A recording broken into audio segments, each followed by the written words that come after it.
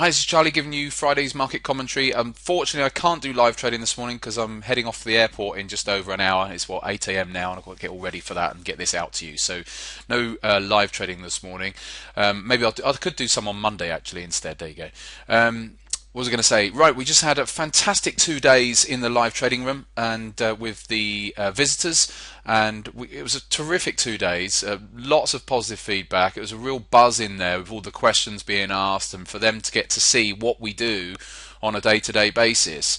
And it was just a really, really good time. Both Kim and I really enjoyed it, and our members enjoy it because they find it interesting to see all the visitors coming in and all the sort of questions that they ask, and obviously the visitors as well. So hopefully some of you visitors will decide to join us on the back of that, because the whole point of allowing you into our room is to say, look, this is what we do. Come and see, and if you like it, then come and join us. So, and on the back of that, actually, fun enough, I just had a lovely email overnight last night from Mike. Now, Mike's one of the people that I'm personally coaching, and he just said on his email, he said, look, he said, I just want you to know, he said, this is my first month of live trading since I've been coaching with him, and he's had a nice positive month in his very first month. He said that has never happened to any of my accounts in the past, to get some sort of consistency over his accounts over a period of a month, and yet he's done it in his first live month with coaching with me. So and it's that sort of thing that we're trying to embrace with the people, traders in the trading room as well, obviously, that you get to see what we do day in, day out, and take that advice, and you become a better trader as a result. Or if you're already successful but you want the community and just to pick up a few extra little tricks here and there, then great, come and join us as well. We take traders who are already successful and already profitable, but just want do a few different things and be a part of a community. So anyway, that's us, and that's the community there. Right, let's have a look at these markets then. So I think the two most interesting markets to me right now are the pound dollar. This is a daily chart of the pound dollar.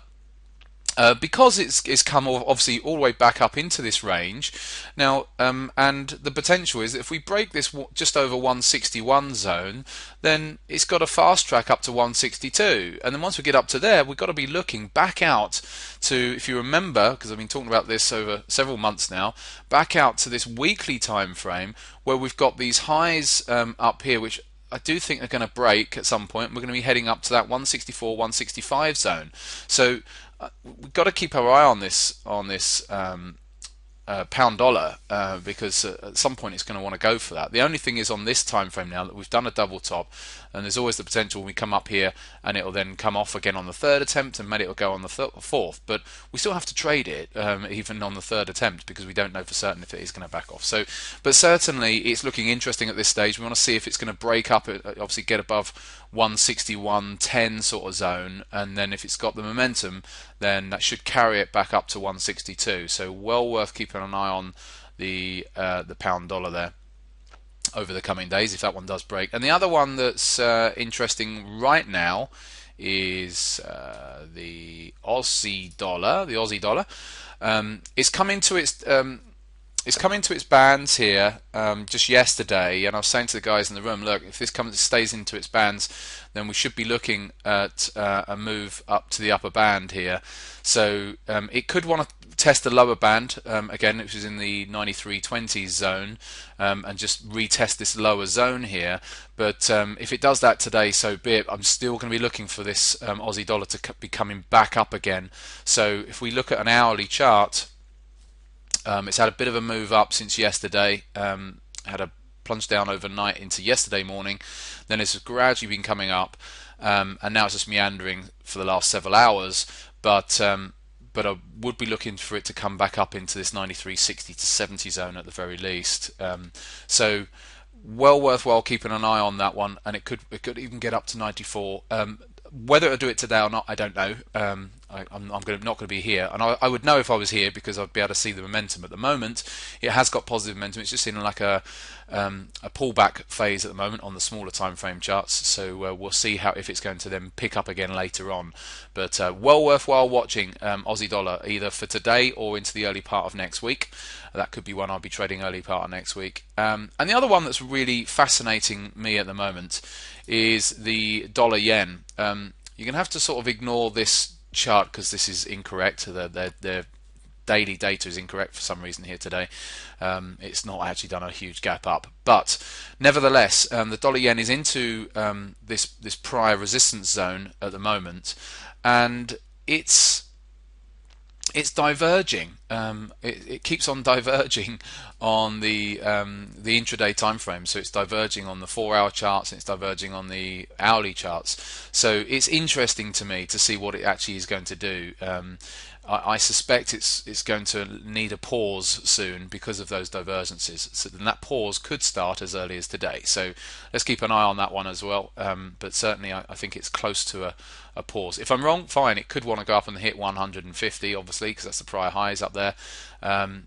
But it's got these divergences in play, and if we go to an hourly chart, you put it into perspective, it has actually come off from the highs it's made overnight, and it's just sitting around its hourly bands here at the moment. So yeah, jury's out on that one. But I'm wary of the upside at the moment because of the divergences. Okay, and then lastly, let's have a quick look at the S&P, because obviously it just keeps going higher, doesn't it? And we've got to, if I just zoom out and put it into perspective, what a trend channel we've had here. I could adjust it slightly, but I don't think I really need to. So it's a fantastic trend channel. It's still within it. It's still going higher.